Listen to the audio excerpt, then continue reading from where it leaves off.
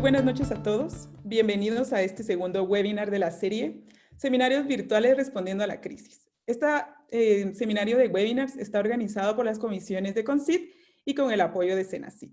Yo soy Alejandra Sierra, química bióloga, presidente de la Comisión Técnica Intersectorial de Biotecnología.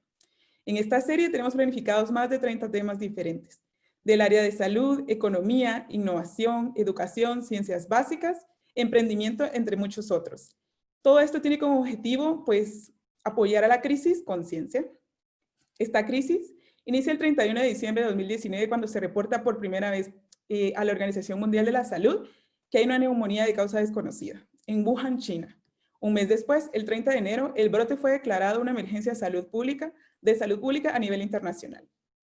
Con esta emergencia, muchos laboratorios, casas comerciales, universidades han estado trabajando para el desarrollo de pruebas para el estudio de SARS-CoV-2. Al día de hoy, hay más de 200 pruebas aprobadas por la Unión Europea, por Asia, por Estados Unidos.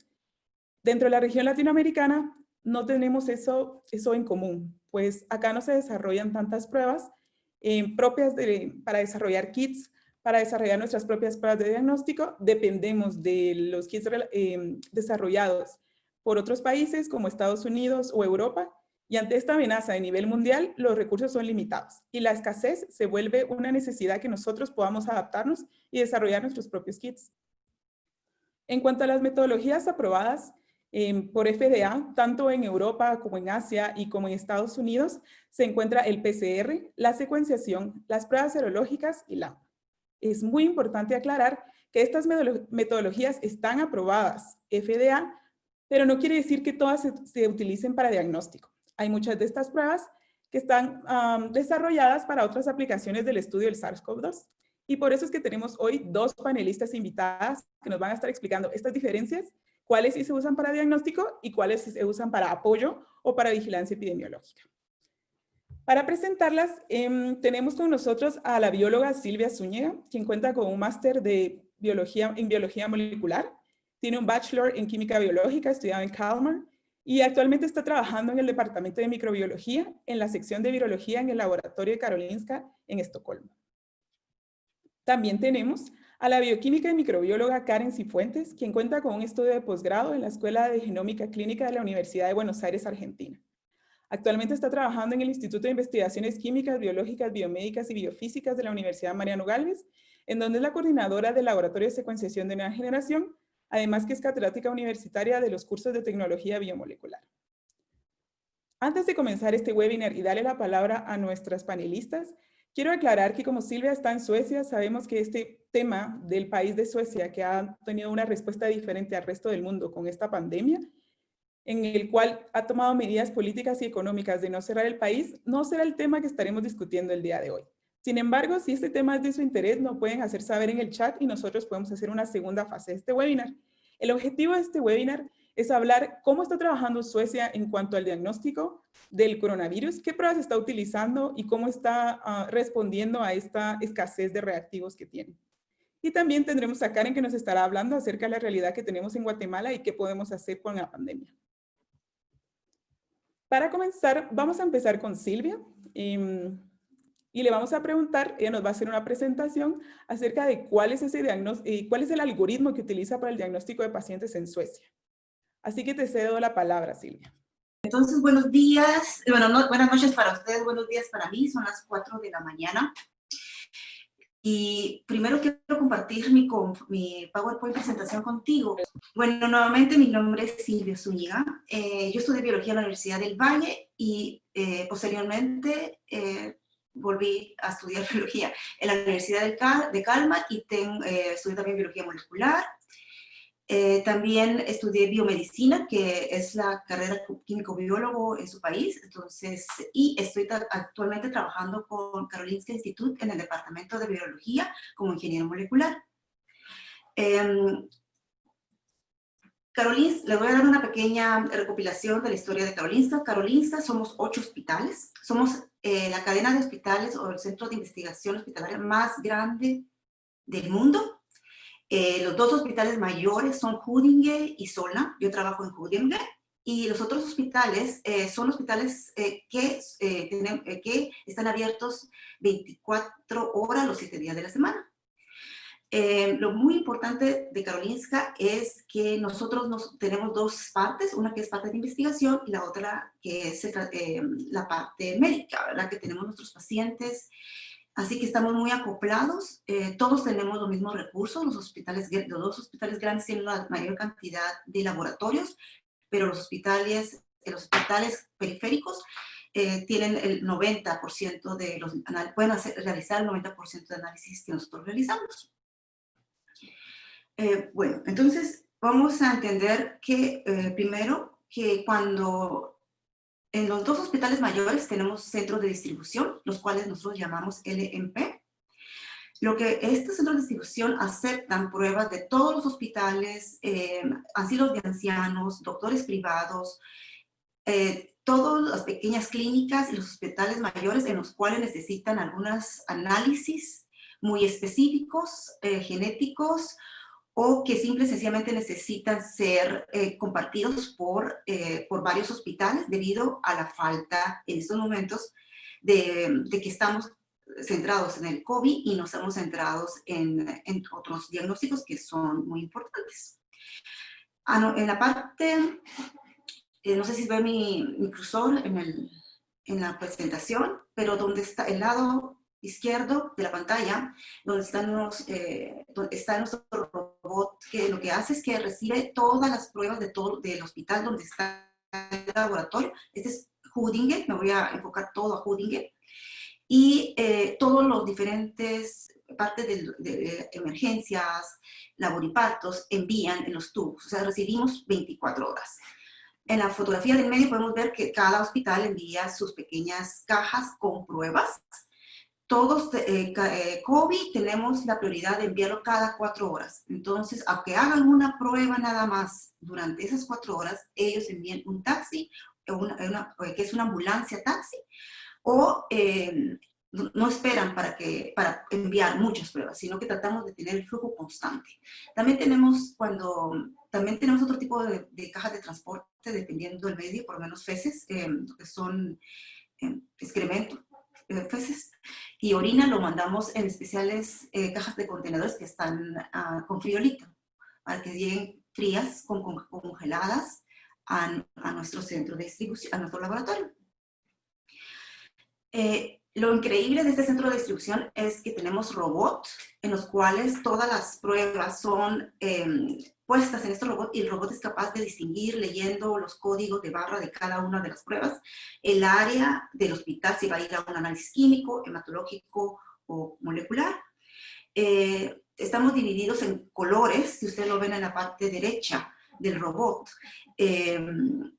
Por lo menos microbiología molecular es color naranja y también tenemos química en verde. Entonces, lo que hacen mis compañeros es simple y sencillamente, las personas que trabajan ahí, es recoger las cajas finales.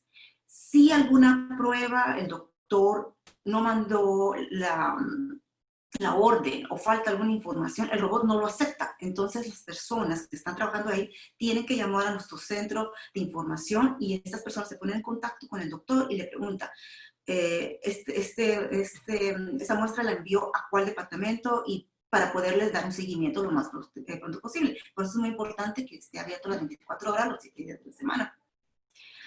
Mi departamento, como les había informado Alejandra, es el departamento de virología en la sección de microbiología y inmunología molecular de virus. A veces nosotros también pruebas tenemos un robot que nosotros llamamos RobotPost, donde vienen las pruebas y llegan directo. Quiere decir esto que no tenemos que esperar que las pruebas vengan en grupo, sino que un paciente, si está en una emergencia o está en operación, pueden enviarnos la prueba directamente. También en este momento tenemos tanta presión que hasta llegan a la puerta del laboratorio y, claro, uniformados con su identificación a darnos las pruebas. En la parte derecha les puse un ejemplo de los tipos de pruebas que podemos recibir. Debido a la escasez de tubos para recibir muestras, estamos utilizando todo lo que tenemos. Es una gran escasez, ya no podemos comprar más tubos, ¿no? La compañía que lo está produciendo no se da abasto a enviar a todo el mundo. Entonces, hemos encontrado otras pequeñas compañías. En estos momentos lo que se hizo Suecia fue adquirir los tubos rojos que ustedes ven aquí, que son los tubos chinos. Se compraron miles de estos. Los probamos, siempre que compramos un nuevo tubo, corremos nuestras pruebas, tomamos pruebas reales de pacientes, las almacenamos un tiempo y vemos cómo salió ese tubo para poder decir sí, vale la pena, porque son inversiones de millones. Entonces no podemos comprar, sí, porque estamos tan desesperados. Todo tiene que ser probado. Después de que solo voy a regresar un poquito. En esta parte de cuando llegan las pruebas, llegan a una oficina donde están varias personas trabajando. En esta oficina, la persona que está registrando las pruebas ve si es orina, si es plasma, si es serum, y entonces divide también a las diferentes plataformas. Pero voy a hablar de las diferentes plataformas después. Nosotros tenemos 2 plataformas rápidas, o son las plataformas que estamos utilizando esta semana, porque cada semana o cada día, cada hora, cambiamos plataformas debido a la falta de material.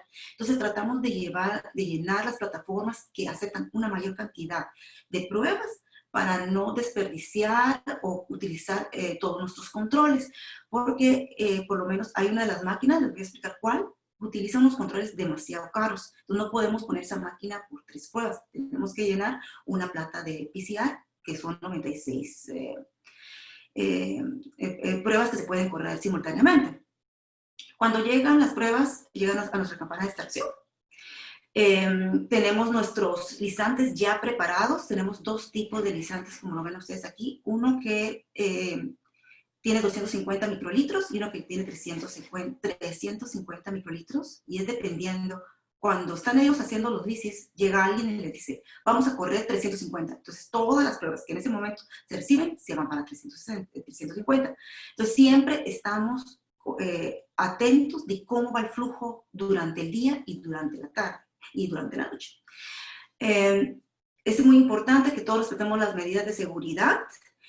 Nosotros no trabajamos con careta, nosotros no trabajamos con ninguna protección en nuestra cabeza. Utilizamos dos clases de los uniformes, claro, nos lo cambiamos todos los días.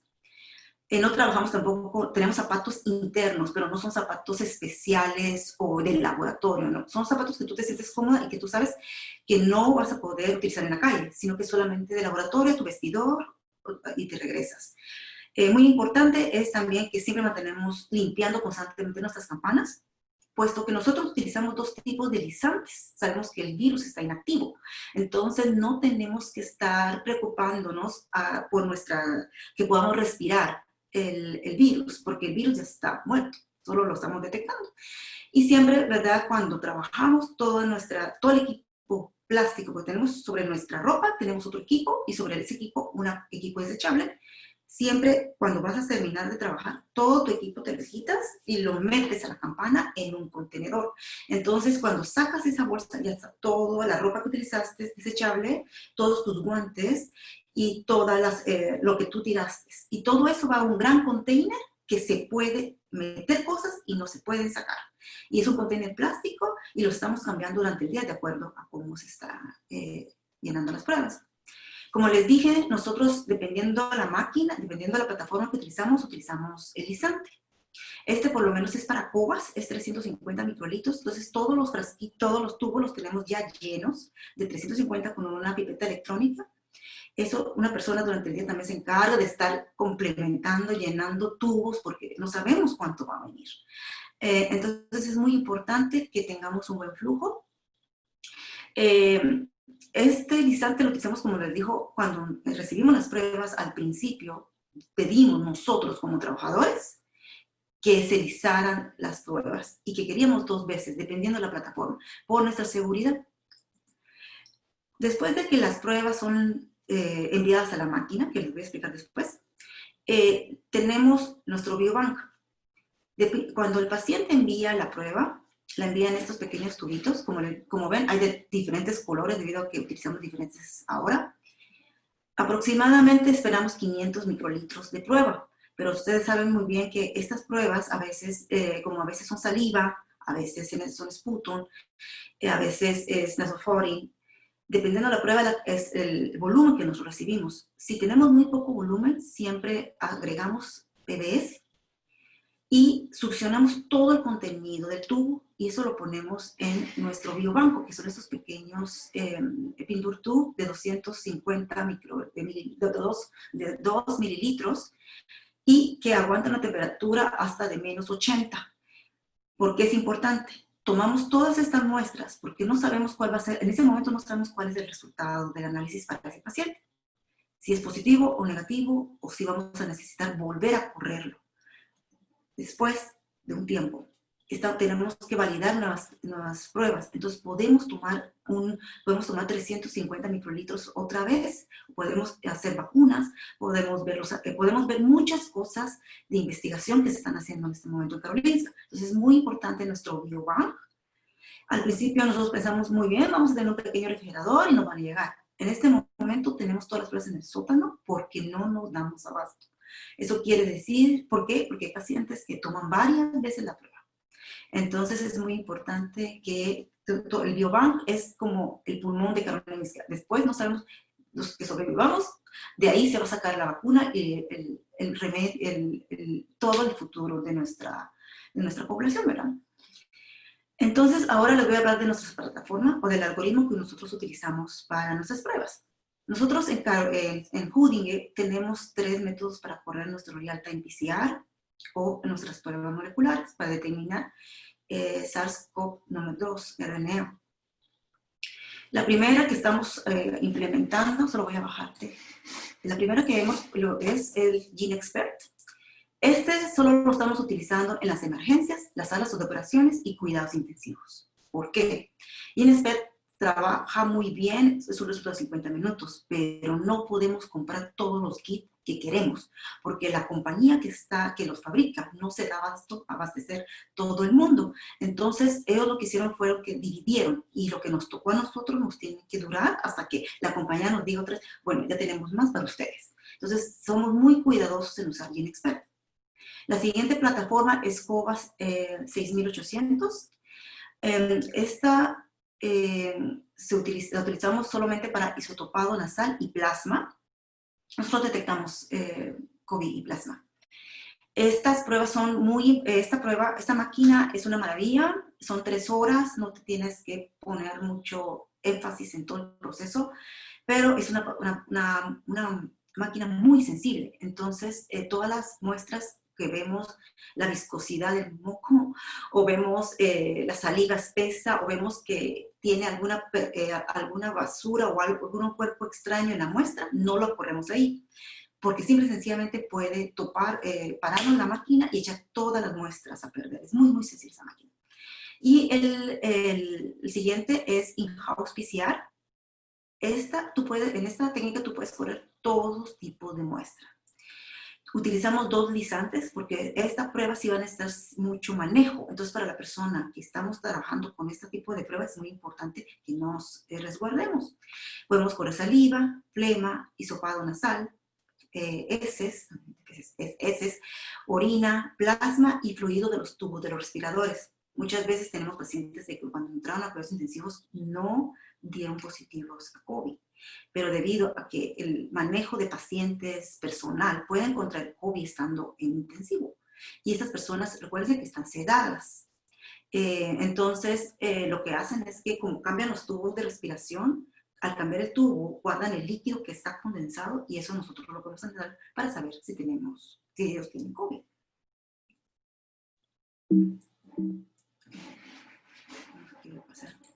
Bueno, entonces la primera plataforma de las cuales les había comentado es nuestra Cobas. Voy a minimizar esto. Bueno, Cobas se lleva a cabo en el sistema nosotros lo llevamos a cabo en el sistema 6800. Es un método de real-time PCR cualitativo, o sea que nos informa la cantidad de virus que están presentes en la muestra. Cada plataforma tiene diferentes genes del virus que detecta. COVAS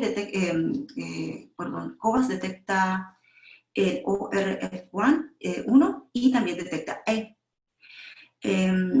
Es un ensayo totalmente automatizado. Nosotros ponemos las pruebas y la máquina se encarga de pipetearlas, se encarga de hacer la extracción y se encarga de hacer el real-time PCR en la misma máquina.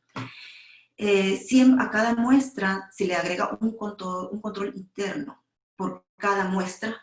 Entonces, eso hace que esta máquina sea muy segura, pero también, como les dije, es muy cara esta plataforma. Entonces, es muy importante que tratemos de guardarlo. No vas a correr la prueba por 3, no vas a meter en la máquina 3 pruebas. Tienes que llenarlo para poder reservar la mayor cantidad de reactivos, porque no sabemos cuándo podemos comprarlos. La compañía nos envió una cantidad de kits y esa es nuestra, nosotros le llamamos lager, es nuestra bodega, ¿verdad? Como les dije, siempre se utiliza un positivo control de ambos genes en cada una de las pruebas. Aquí está un poquito más la explicación. Como les dije, utilizamos 350 mililitros en el tubo. Disculpen la fotografía azul, pero no puedo, la máquina no me deja abrirla cuando está corriendo. Entonces, como ustedes pueden ver, hay una banda y pipetas donde pipetea cada una de las muestras. Y claro, tiene un código de barras, entonces el resultado va directamente a la información, va directamente a nuestro sistema y al paciente, a la información del paciente. Tiene una duración de 3 horas. Cuando la prueba dio positiva para los 2 genes que estamos investigando, la máquina directamente suelta el resultado al doctor y al paciente o a la persona que la envió. Pero si alguno de los genes no está detectado, se manda una alarma, entonces la persona que está encargada de la máquina decide, muy bien, la detección fue muy baja, fue muy alta, tal vez la máquina es una máquina que no siempre trabaja perfectamente, entonces tenemos que estar haciendo calibraciones constantes, las hacemos 4 o 5 veces durante el día para saber que los resultados en ese margen de calibración y calibración dio un resultado verídico. Si una muestra, la persona que está trabajando, tiene que alguno de los genes no fue detectado o hubo otro problema, la máquina, a veces lo que también pasa es que las personas que envían la prueba le ponen que es saliva y no era saliva, y lo pusieron como nasofaring. Entonces, lo que pasó simplemente es que tenemos que sacar la muestra y volver a correr en in-house. Aquí solamente esta es el tiempo de análisis, como dije, 3 horas. Todas las respuestas siempre se encuentran, van directamente. Hay ciertas órdenes de los doctores que aún están utilizando por papel, en una orden de papel le decimos, entonces va a salir el resultado por papel y nosotros lo enviamos, pero llamamos a nuestro cliente y le decimos, un doctor de nosotros llama al doctor y le dice, esto es el resultado. Nosotros no damos resultados vía telefónica, únicamente cuando son cosas especiales y lo hacen los doctores. Un ejemplo para que vean que nosotros no tenemos en este momento no tenemos muchos kits, entonces somos muy reservados a utilizar estas máquinas.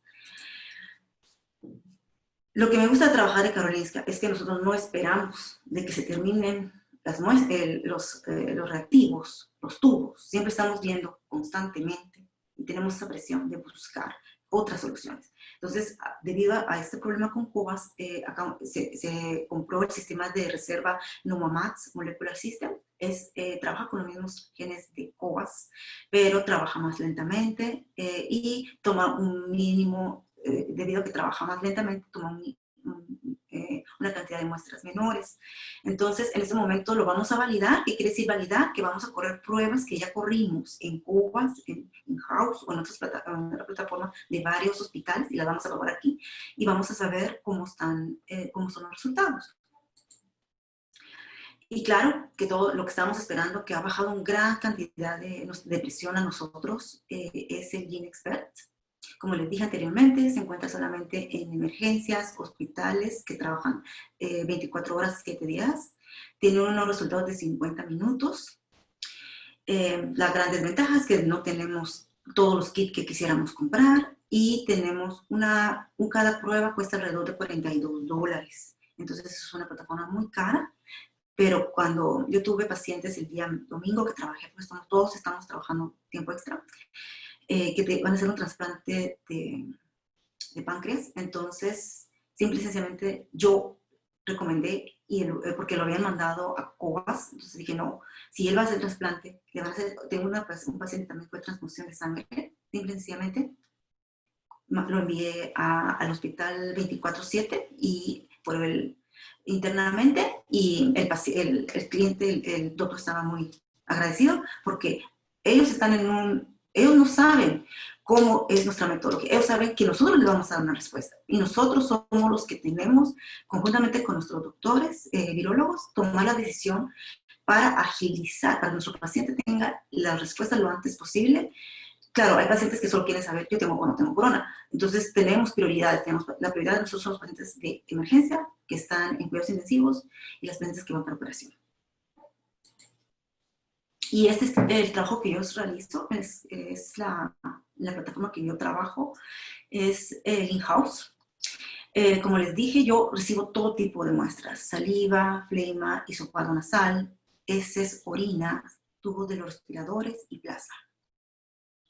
Todas las pruebas que dieron extrañas o que no fueron validadas en Cobas o GeneXpert, me las envían a mí y nosotros otra vez hacemos un lisante y las corremos en in-house.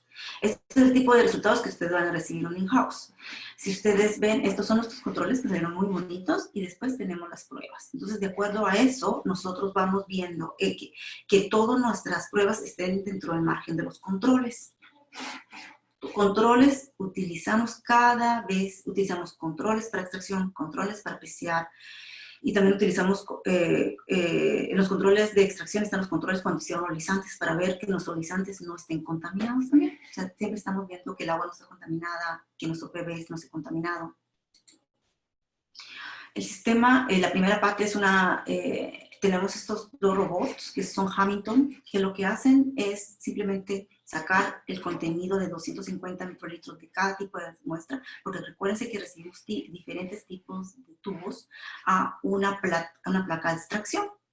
Entonces, siempre se mide el robot, nosotros lo cargamos, le decimos qué es lo que hay en cada tubo, la máquina lee los códigos de barra y le asigna una posición en una placa de extracción, que es una misma que una placa de PCR, pero es alta. Entonces, cada una de las pipetas va directamente a la placa. Aquí les enseño, esta es la placa de extracción y aquí está la placa que va a ir esta es la placa donde están las muestras cuando se extraen de los tubos originales para la placa de extracción donde voy a empezar el siguiente paso de la PCR. Tenemos nuestras pipetas y esta es la parte de extracción, la hacemos en una máquina llamada Vanpur, la Roche. También utilizar reactivos que vienen en paquetes. Y como les dije, otra cosa muy versátil de esta plataforma es que, por ejemplo, yo en las mañanas a veces no tengo muchas coronas porque lo corrieron en Cobas durante la noche. Entonces lo que va a pasar es que puedo correr otro tipo de virus, porque lo importante también en este momento en corona es que estamos dejando los otros análisis que son importantes a un lado, que eso fue lo que pasó el primer mes que tuvimos corona, mes y medio, y estábamos todos sabiendo que queríamos, todo el mundo pensamos, tenemos que tener los resultados, y entonces, bueno, se hizo prioridades, muy bien. Entonces hay análisis que se hacen cada 3 días, lo vamos a hacer 2 días. Después llegamos a una crisis de que ese análisis solo se va a dar un día. Después nos dimos cuenta que no podíamos, que el volumen era mayor, entonces siempre, por eso les digo, nuestras órdenes, todo siempre está cambiando constantemente y actualizándonos para saber cuántos taxis, cuántas ambulancias, si hay algún asilo de ancianos que encontramos que todos eran positivos, entonces ellos tienen prioridad. Nuestras plataformas son muy flexibles para poder seguir, para poder sacar la mayor cantidad de pruebas analizadas. Después, cuando la máquina está sacando las extracciones, entonces yo ya voy a un programa, tenemos un programa interno que se llama ViviLab, donde están toda la información de los pacientes, quién es, su edad, y las pruebas que durante toda su vida él ha recibido en nuestro laboratorio o en una plataforma molecular o de virología. Entonces me voy directamente a mi cuarto limpio. Ahí otra vez me tengo que cambiar la ropa, poner batas, guantes especiales. Ahí solo los zapatos. Tengo que quitarme mis zapatos y utilizar otro tipo de zapatos. Y lo importante de ahí es que tenemos nuestros 2 genes que vamos a detectar. Y tenemos nuestra polimerasa, esta polimerasa, nuestras enzimas, todo en ese. Entonces en este momento tenemos todos los virus más peligrosos, podríamos decir, en este cuarto, que es el cuarto grande, limpio, y todas las otras pruebas las tenemos en el cuarto pequeño. Entonces, para tratar de que el flujo de personal no estemos todos metidos al mismo tiempo haciendo las master mix, porque como les digo, corremos más de 100 otros diagnósticos, entonces tenemos que trabajar todos conjuntos, ¿verdad? Después, cuando ya está extraída nuestro RNA de las muestras, tenemos un robot, es el Qiagen. Este robot lo único que hace es pasar la placa de extracción que se encuentra aquí a nuestra placa de PCR. Este sistema es muy versátil. Ustedes tienen que programarlo y decir, bueno, yo voy a utilizar corona, no, yo voy a utilizar varicela, yo voy a analizar SEM. Entonces tenemos una lista de programas que puede correr y siempre tenemos que recordarnos que a partir de que recibimos las muestras, todas esas muestras están en otro programa que nosotros podemos importar o exportar dependiendo de la plataforma que vamos a utilizar. Entonces, realmente la información siempre está disponible para todos sin tener que estar cambiando de plataforma constantemente. Dependiendo del número de muestras, tarda el robot. Ayer corrí 40 muestras en house de corona y tardé alrededor de 38 minutos en hacer la pipetear, ¿verdad? Porque agarra una muestra de extracción, y agarra el gen E, después el gen RDRP, y después también tiene una disposición en las últimas placas para un control interno de corona en la PCR. Claro, después centrifugamos nuestras placas, que es un procedimiento normal para toda real-time PCR. Y después tenemos nuestro salón de PCR. En este no podemos entrar con guantes, no podemos entrar con zapatos, solo con los zapatos de trabajo, ninguna cosa protectora plástica pues, tampoco se puede utilizar, y todas las placas entran completamente selladas. Nosotros tenemos 2 tipos de real-time PCR. Tenemos la iCycle, que lo utilizamos y tenemos el 7500. Las 2 plataformas podemos utilizar. Nosotros solo estamos utilizando esto porque ya nos acostumbramos. Yo le pregunté a mi jefe, bueno, ¿y por qué no corremos el mes? Ya nos acostumbramos. Entonces, ya se acostumbró todo el mundo, entonces utilizamos el 7500 para corona. Es una hora que tarda. Y es un poquito complicada al principio, pero después de tanto usarlo, ya sabes dónde están todos los métodos dentro de la computadora, de la PCR, cómo extraer, sacar todas las placas que enviaste de extracción. Entonces, con el tiempo, al principio, todos estábamos asustados porque pensamos, Dios mío, ¿qué vamos a hacer con tanta información? Pero después, bueno, no sé, el estrés ha bajado bastante ahorita, entonces nos sentimos más y más confortables con nuestra metodología. Entonces, después de los 60 minutos, este es el resultado que yo obtengo. ¿Qué es lo que voy a obtener? Primero, antes de ver cómo fue el resultado de mis pruebas, yo veo mis controles. Entonces, si los controles para E y para RDRP están dentro de nuestros rango de aprobación, entonces procedo a ver mis muestras. Entonces, aquí pueden observar que todas estas muestras que están abajo de mi TC son negativas y que tuve muy lindos positivos controles, y después tuve varias pruebas positivas. Para que una prueba positiva sea positiva en in-house, una de las cosas que tiene que llenar es que sea positivo en los 2 genes. Pero después vamos a ver la tabla de resultados para saber cómo interpretamos estos resultados. Después, nosotros utilizamos, siempre pasamos nuestra información a una forma lineal para ver unas curvas más limpias. Y como aquí están nuestros controles y las pruebas que vimos anteriormente, nuevamente. Esto es un ejemplo de cómo vamos a recibir los resultados, por ejemplo, de COVAS. Cuando COVAS me manda que fue positivo, pero fue negativo en ORF1, entonces esta prueba va in-house. Entonces, lo que sí es, el sistema envía una información al paciente, al doctor, diciéndole que tenemos un positivo, que creemos que hay un positivo, pero que vamos a correr prueba. Pero que en ese momento él puede esperar porque el siguiente análisis para la confirmación va a seguir. Entonces, siempre estamos tratando de dar la mayor información a nuestros pacientes, a nuestros doctores, para que ellos puedan ejecutar. Tal vez la persona solamente quería saber si le van a cambiar la medicina, la presión, y que si tenía corona podía ir a una clínica normal o no. Entonces, todo el mundo está esperando los resultados, ¿verdad? ¿Cómo leemos nuestros resultados? Esta es una guía rápida para la interpretación de resultados. Entonces, como les dije, si los dos genes son positivos, esto se aplica para COVAS, pero también se puede aplicar para in-house o GeneXpert. Lo único que cambia es el gen que estamos detectando. COVAS es RP, in-house este es in-house, pero en COVAS es el ORF1, y en GeneXpert ellos detectan N. Entonces, si nos salen los dos genes durante la PCR, la interpretación es que es un positivo y se le envía un resultado positivo al doctor. Si los dos genes son negativos, nuestra interpretación es negativa y mandamos un resultado negativo al paciente. Pero si tenemos estas combinaciones, siempre vamos a presumir que son positivos, porque es la primera, y ellos saben que es una respuesta preliminar, pero vamos a volver a analizar. ¿Qué pasa después de la siguiente análisis? Entonces, tenemos la información de la primera vez que se corrió en cualquiera de las plataformas. Entonces, cuando yo hago el in-house, si me dan los dos positivos, la interpretación es positiva y el resultado final es positivo, y no voy a hacer secuenciación. Después, si nos dio positivo en alguno, pero nos dio negativo, nosotros interpretamos como que es negativo y damos un resultado final y tampoco hacemos ninguna secuenciación.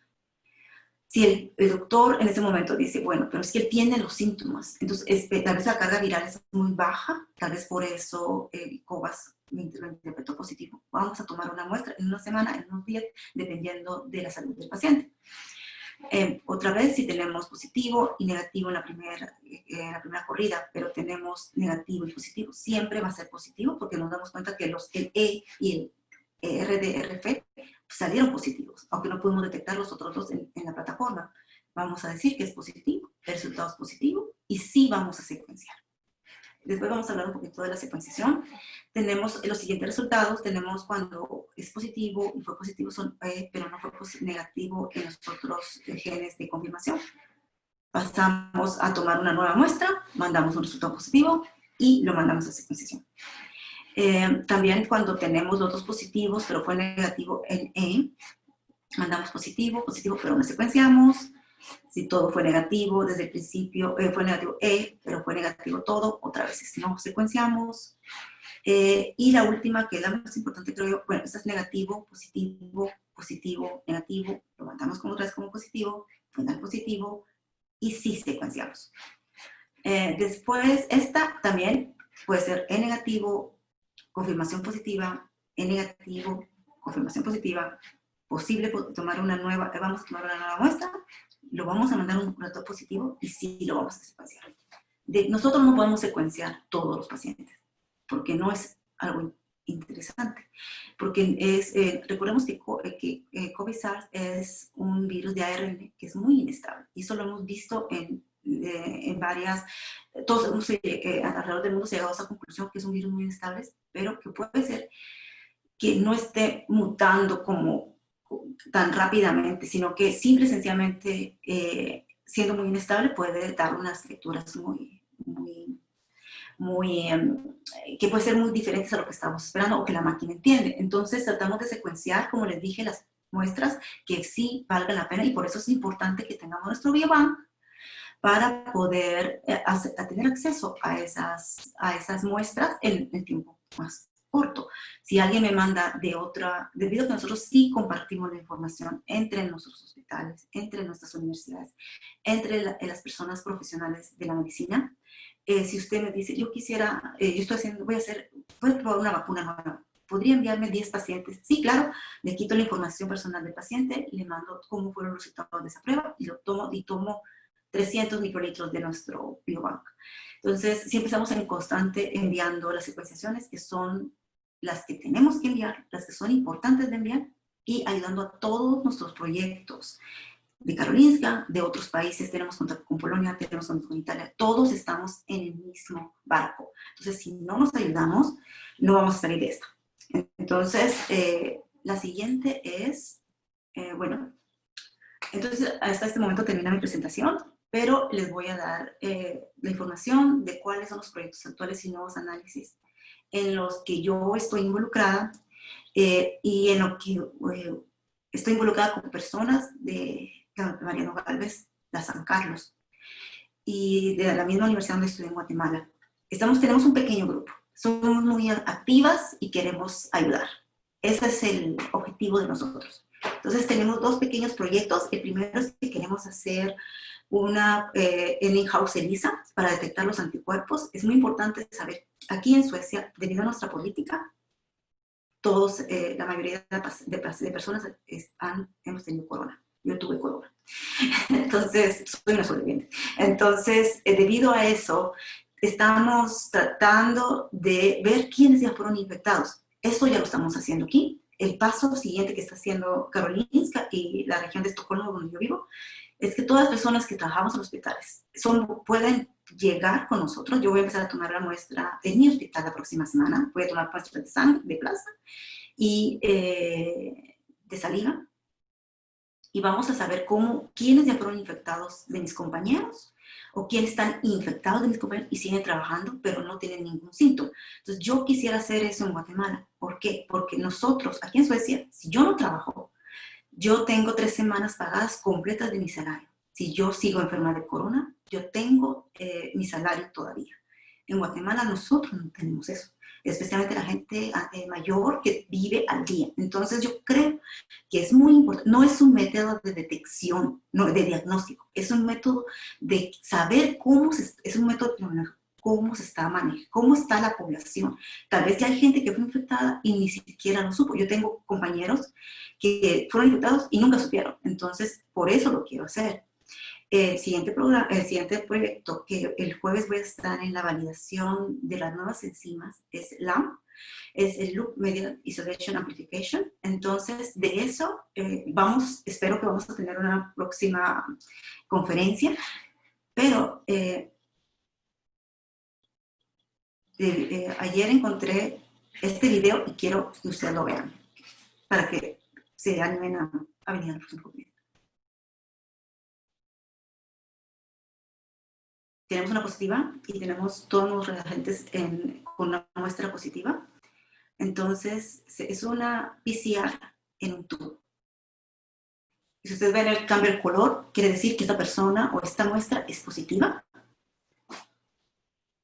Y durante el tiempo, es una técnica que no necesita un equipo mayor, que ya vamos a utilizar en Suecia y que se está recomendando. Estamos probando para Polonia, para todos los países en desarrollo, que tenemos una economía no tan grande o tan sustentable para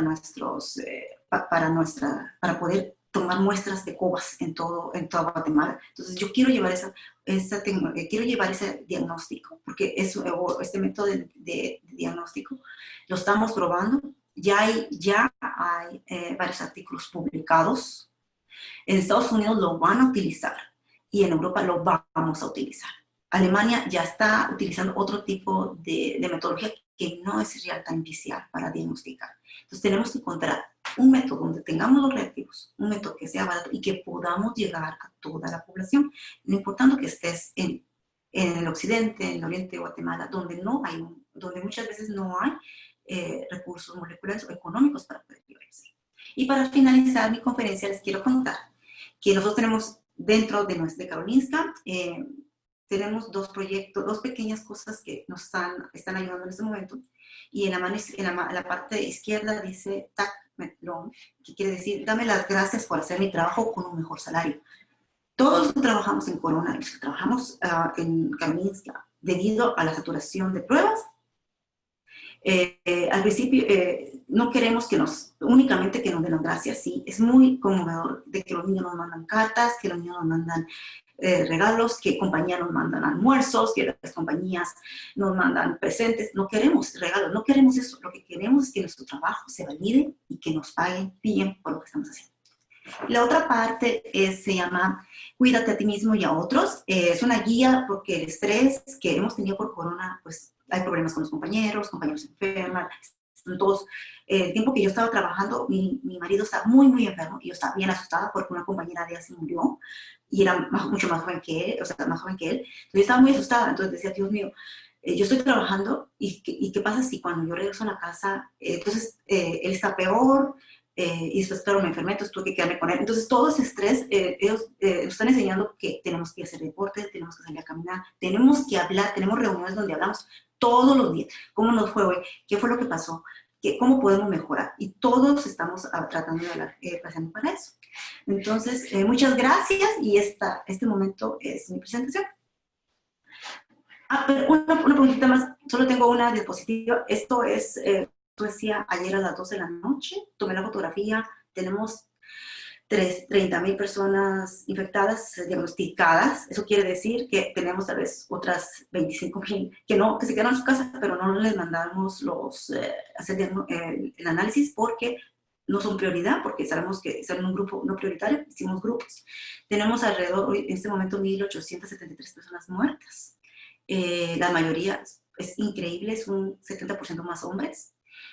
No, esas son las personas que están, las personas que están internadas en cuidados internos, tenemos 1,800 y siempre son más hombres.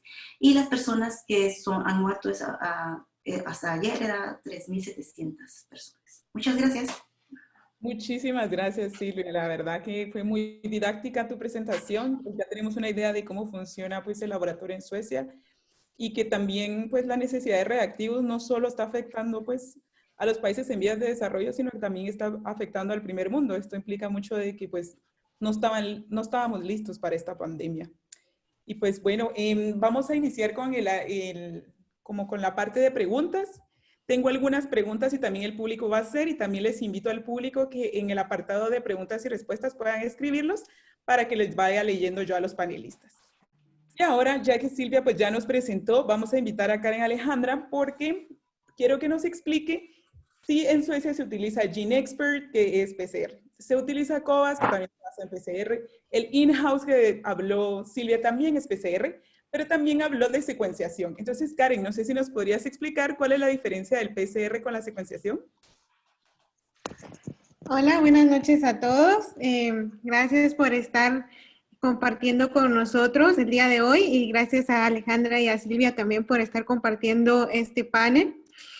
Con respecto a tu pregunta de cuál es la diferencia entre secuenciación y PCR, para visualizarlo mejor, entonces lo podemos ver en estas diapositivas.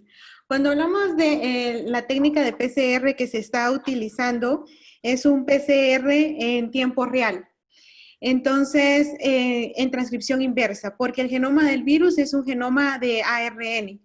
Entonces, tenemos que hacer una reacción de transcripción inversa para poder obtener ADN. Y luego de esto, lo que sucede es de que se da la amplificación de la secuencia de ADN, del fragmento en específico que yo quiero detectar de ADN, y se crean múltiples copias. Cuando hablamos de amplificación es crear múltiples copias de ese fragmento de interés. Durante un PCR en tiempo real, utilizamos, aparte de utilizar los cebadores, que son secuencias de nucleótidos que son complementarios a una porción del fragmento que yo quiero detectar, también utilizamos unas sondas.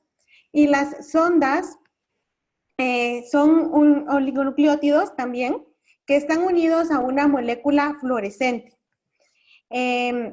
esta molécula fluorescente, ahorita les comparto mi pantalla, que se cerró mi... acá podemos ver nosotros que tenemos una molécula fluorescente y esa molécula, al darse la amplificación... Para que la podamos ver más grande. Sí, ahorita. Súper, gracias. Ahí está, súper. Entonces, al darse la amplificación, acá podemos ver que de una molécula de ADN, de la región de interés de ADN, pues se van creando múltiples copias. ¿Qué utilizamos? ¿Qué reactivos utilizamos en un PCR en tiempo real? Pues utilizamos, como siempre, una enzima Taq polimerasa, pero también necesitamos los cebadores o primers, que son los que les digo que son secuencias de nucleótidos que se van a unir al fragmento de interés. Y luego se empieza a dar la amplificación cuando la polimerasa empieza a agregar nucleótidos e ir creando copias de este fragmento de interés. Entonces, ahí es cuando esta polimerasa, que también tiene una función nucleasa, puede liberar al fluoróforo o a la molécula que emite fluorescencia, y la fluorescencia es la que es detectada por medio de nuestra cámara del equipo de fotodetectores en nuestro termociclador. Y es así cuando nosotros obtenemos la siguiente curva, las siguientes curvas en un PCR en tiempo real. Que en cada ciclo se va formando más ADN, se va multiplicando el segmento de interés y entonces en cada ciclo vamos a poder ir observando el crecimiento de la curva si es que la región de interés está presente y se va multiplicando porque la fluorescencia emitida va a ser mayor al pasar los ciclos, ¿sí? ¿Qué me responde a mí un PCR en tiempo real? ¿Cuál es la respuesta que me va a dar? ¿Para qué lo voy a hacer? Lo voy a hacer para poder detectar un gen de interés. O sea que ahí yo voy a poder responder si está presente o no el gen de interés. ¿Sí? Si está presente o no, en este caso, el virus. Y de una vez, hablando sobre los genes del virus, que vi que era alguna de las preguntas, sí, hay genes del virus que se utilizan actualmente en algunos métodos de diagnóstico, así como por ejemplo el de Charité, que el gen E que se utiliza, la sonda y los primers, van a detectar un fragmento que es conservado en varios coronavirus, no específicamente en el SARS-CoV-2. Y ya luego el algoritmo es utilizar otro molecular target, otro gen, como el RDRP, que ahí sí hay una sonda que es específica para el SARS-CoV-2. Por eso es el uso de varios genes, para tener varios objetivos moleculares para detectar. Pero ahora, ¿qué pasa con la secuenciación? ¿Para qué me sirve? En la secuenciación yo voy a tener mucha más información. Acá, como la palabra lo dice, secuenciación es obtener la secuencia de nucleótidos que forman el genoma del virus. En la secuenciación, pues podemos tener varios tipos de secuenciación. En Guatemala tenemos disponible secuenciación de primera y segunda generación. Entonces, en la primera generación hablamos sobre el método de Sanger, y también podemos obtener el genoma completo del virus a través de este método. El problema acá es de que tengo que generar muchos amplicones porque es una técnica basada también en PCR, ¿sí? En un PCR convencional. Y tengo que generar para el SARS-CoV-2 se generan hasta 80 amplicones. Entonces yo llevo muchas reacciones y no voy a tener muchas muestras secuenciadas en poco tiempo. Entonces necesito algo más, necesito obtener más datos. ¿Y cómo puedo obtener más datos? A través de otro tipo de secuenciación, que es la secuenciación de segunda generación o secuenciación ya masiva. Y en este tipo de secuenciación podemos tener varios métodos también dependiendo qué es lo que yo quiero hacer. ¿Cómo pudimos determinar, cómo se pudo determinar que era un virus diferente? Por ejemplo, ¿cuál era el virus el genoma del virus que empezó en el brote en China? Lo que hicieron fue secuenciar muestras. Entonces, Ahí nos dieron un montón de información para que nosotros para que después se pudieran crear los métodos de diagnóstico, para que se pudiera relacionar con otros virus. Y esta es una de las preguntas que responde una técnica llamada shotgun, que lo que hacemos es fragmentar los ácidos nucleicos, el genoma del virus. Y también ahí va el ADN humano. Ahí tenemos todos los ácidos nucleicos que hayan en la muestra, todo el ADN que haya en la muestra. Y luego tenemos en otra opción que es una secuenciación por ampliconas, donde yo voy a utilizar un PCR para poder ir amplificando y enriqueciendo mi librería, y voy a preparar mi librería también agregando ciertos adaptadores para que me van a ser útiles durante la secuenciación ya en el equipo. ¿Qué respuestas obtengo yo con la secuenciación? Múltiples, como les dije, cuál es el origen del brote, cuál es el virus que está causando el brote. También podemos ver los patrones de transmisión, cuántas introducciones han habido en el país del virus, por ejemplo, de dónde vienen los casos que nosotros estamos teniendo en el país, o que al principio de dónde venían esos casos. Cómo va evolucionando el virus también, lo que es muy importante, tanto para los medicamentos como para la vacuna, como para sabemos de que el virus está mutando, porque es un virus de ARN, o sea, el ARN al final es la polimerasa que se usa para la replicación. Entonces, en este caso no tiene una fidelidad muy alta. Entonces, por eso se pueden cometer errores. O sea, en horas podemos tener una mutación en un hospedero, y uno de los objetivos es poder determinar esas variaciones entre los hospederos y así poder crear nuestros patrones de transmisión, que es lo que nos lleva a este tipo de resultados que podemos encontrar, por ejemplo, acá es en GISAID.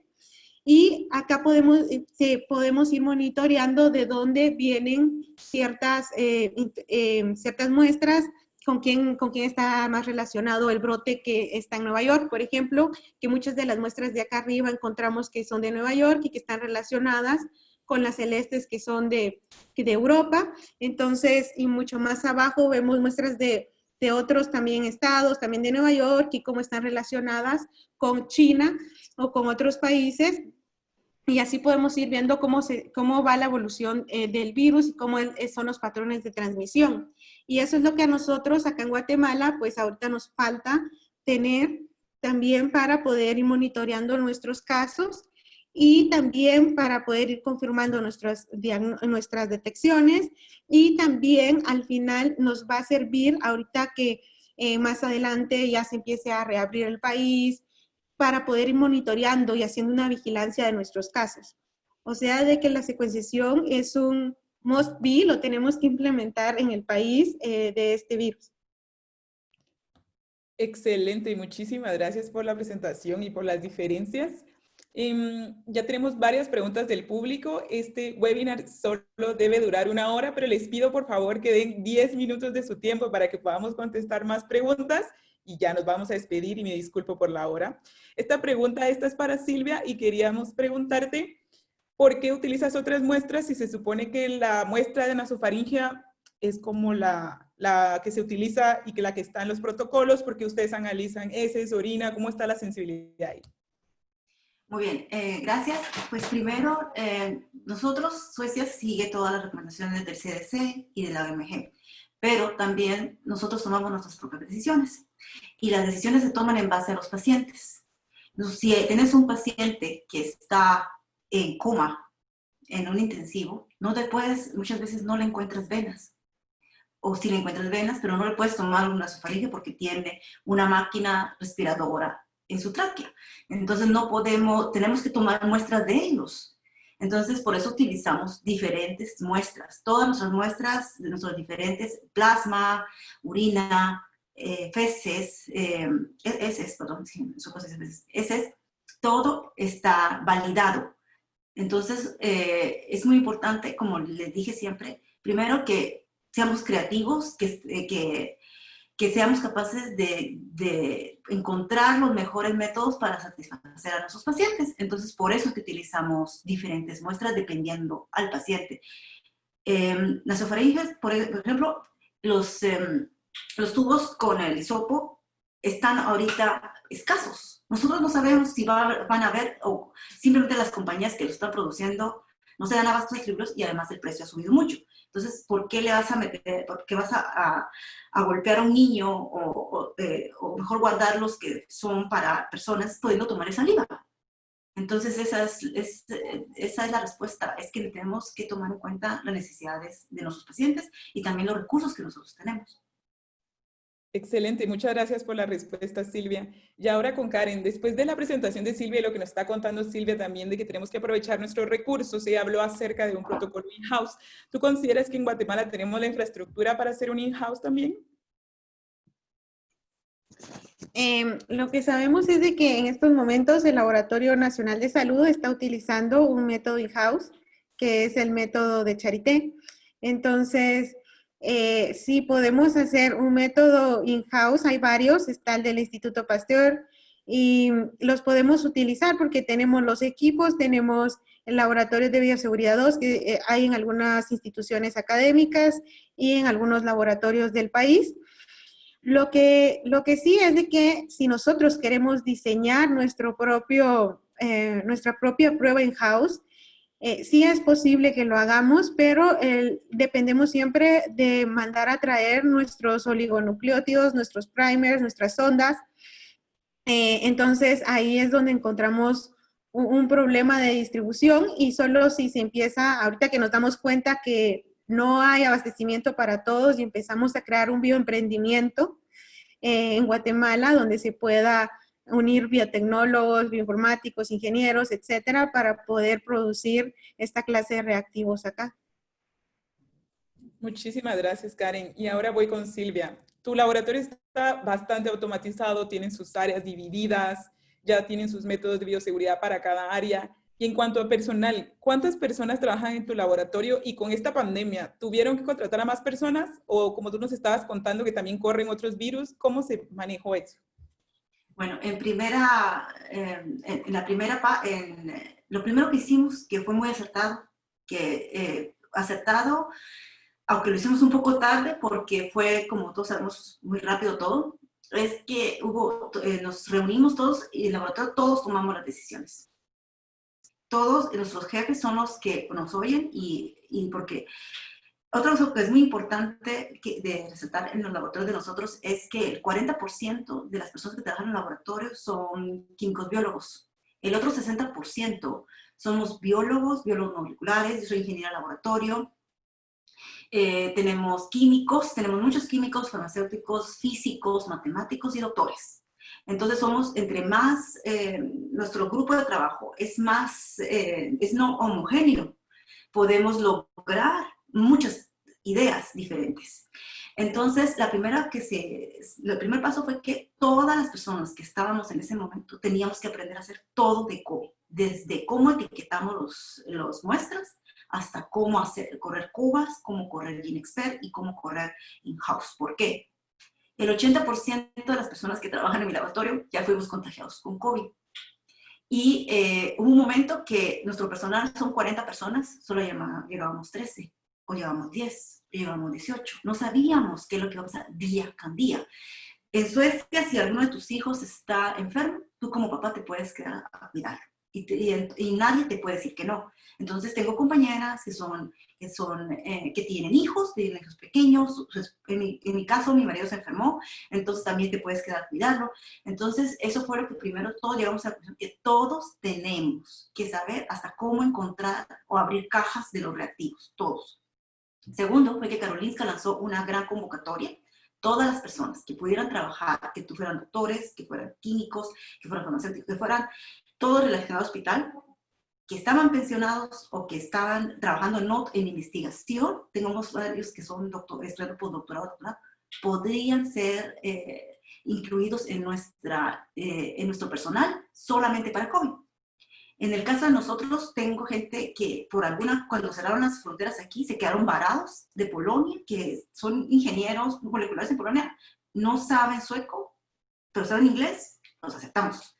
Tenemos estudiantes de la India que están haciendo su doctorado, los aceptamos. Entonces empezamos a capacitar. No pueden hacer todos los otros análisis, pero sí pueden hacer COVID, sí pueden hacer lisante, sí pueden etiquetar roles, sí pueden prender la PCR, ¿entienden? Entonces, y las cosas más difíciles, nosotros los que trabajamos ahí, fijo, estamos,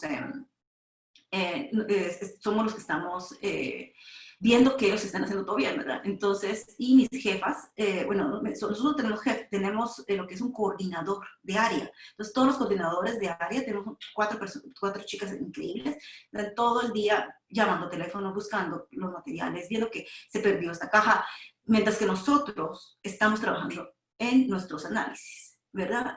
Y nos dividimos también, muchos acordamos a trabajar extra.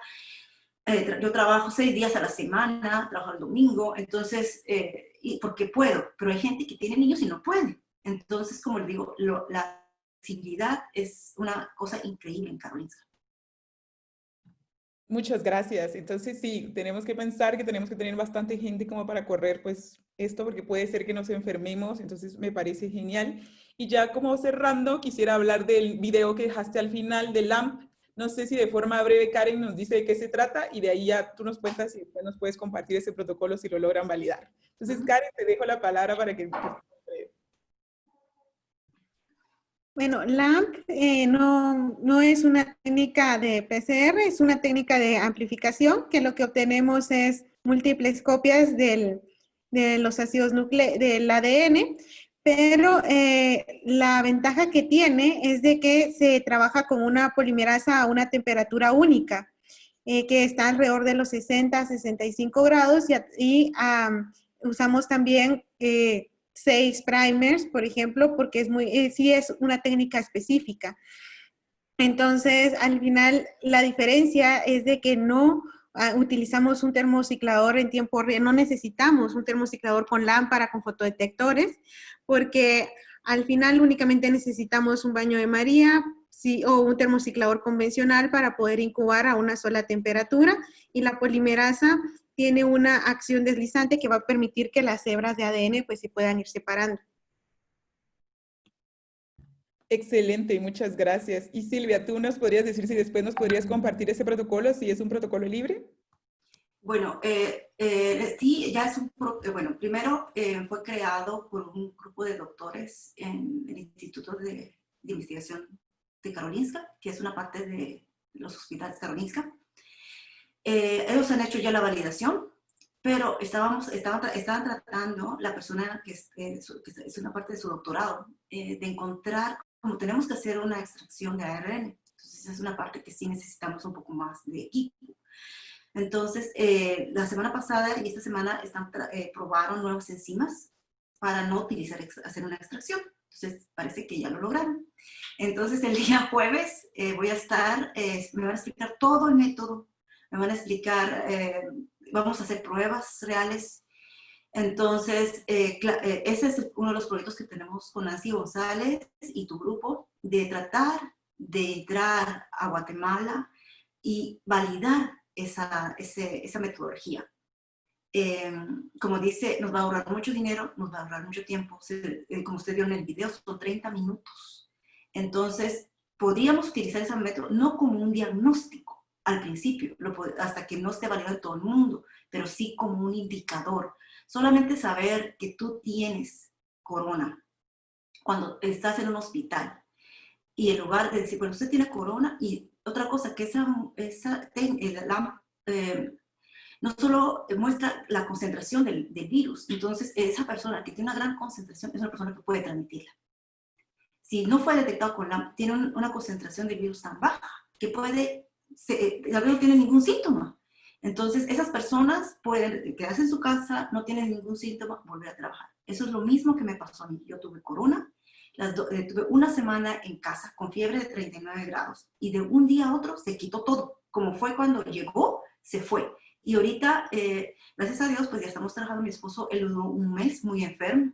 Entonces, cada quien tenemos diferentes sistemas inmunológicos y los doctores necesitan saber cómo están sus pacientes. Por eso también es muy importante que no solamente te hagan el examen del COVID, también que te hagan, te digan cómo está tu hematología, cómo están tus análisis químicos, para que el doctor pueda decir, muy bien, él está sano, él puede irse a casa y quedarse en su casa porque tiene COVID. No tienen que saturar los hospitales del sistema. Nosotros no aceptamos personas que, yo tengo COVID, pero quiero quedarme aquí en el hospital. No.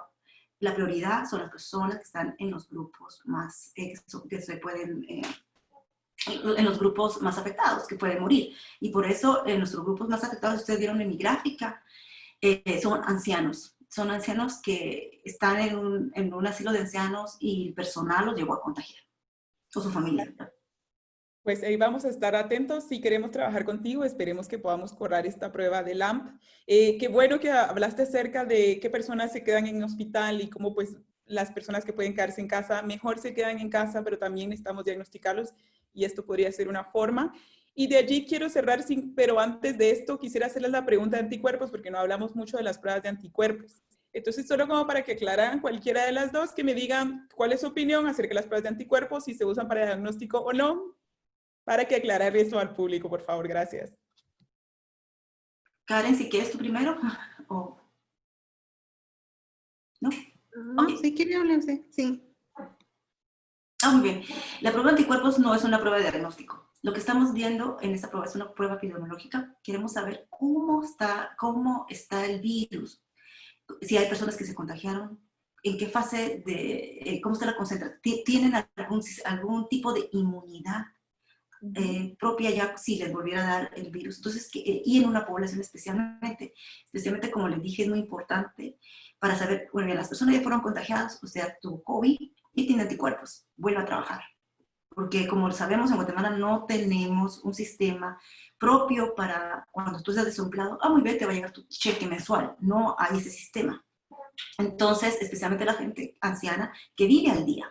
Entonces, yo creo que Estados Unidos lo está haciendo, Europa lo está haciendo, ¿por qué no lo puede hacer Guatemala? Tenemos que ampliar nuestra mente y entender de que hay técnicas que la tecnología tenemos que usar porque ya está ahí y ha sido probada en otros países. Totalmente de acuerdo. Sí, así que aclarando, pues anticuerpos no es utilizado para diagnóstico, sí está aprobado FDA en varios países, o sea, en Asia, Europa, pero recordemos, como lo dijo Silvia, es para hacer una vigilancia, es como para ver cómo está su estado de anticuerpos y no para diagnóstico. Nos quedan varias preguntas en el tintero y muchas son de técnica, así que si desean que hagamos una segunda fase, pues vamos a volver a tener a Silvia y a Karen para que nos estén resolviendo, porque ya veo bastantes preguntas puntuales. Tratamos de contestar la mayoría que podíamos contestar con la presentación que realizó hoy Silvia. Sé que hay muchas dudas también en cuanto a la tabla de positivo y negativo, pero por horas del tiempo, ¿verdad? Por horas del tiempo, pues vamos a dejarlo para una segunda etapa. No crean que no queremos responderles sus preguntas. Muchísimas gracias por quedarse hasta esta hora.